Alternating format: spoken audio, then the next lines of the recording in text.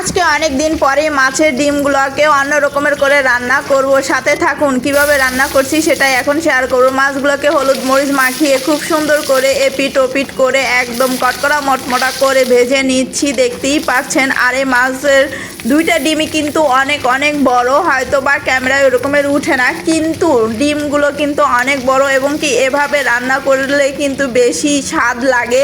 এই জন্যই আমি এভাবে করেই মাছের ডিমগুলোকে ভেজে নেওয়ার পরে এখানে টমেটো, কাঁচামরিচ, পেঁয়াজ সব কিছু দিয়ে এখন তেলের মধ্যে একসাথে ভেজে নিচ্ছি। আর এখানে এই যে ডিমগুলা কাটিং করে নিয়েছি এভাবে করে, যাতে এই ডিমগুলোর ভিতরে অনেক মশলা ঢুকতে পারে, সেই জন্য এভাবে করে কাটিং করে নিয়েছি। এখন ওই মশলা কষানো হয়ে যাওয়ার পরে এর মধ্যে দিয়ে দিলাম সেই মাছের ডিমগুলো।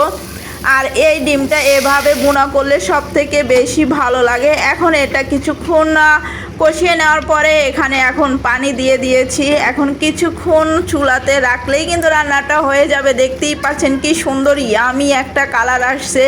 বিশ্বাস করেন, যারা এভাবে মাছের ডিম রান্না করে এখনও খান নাই, একবার হলে ট্রাই করে খেয়ে দেখবেন, সেই মজা কিন্তু।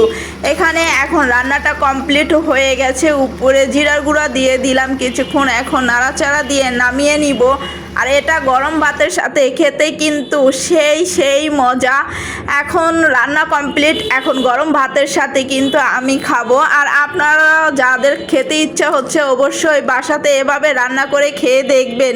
আমি সত্যি বললাম না, ভুল বললাম, একবার হলে ট্রাই করার জন্য হলেও চেষ্টা করে দেখবেন। আর এই ডিমটা না এভাবে ভুনা করে খেতে কিন্তু অনেক অনেক মজা লাগে, বলে বোঝাতে পারবো না কি যে টেস্ট হয়েছে।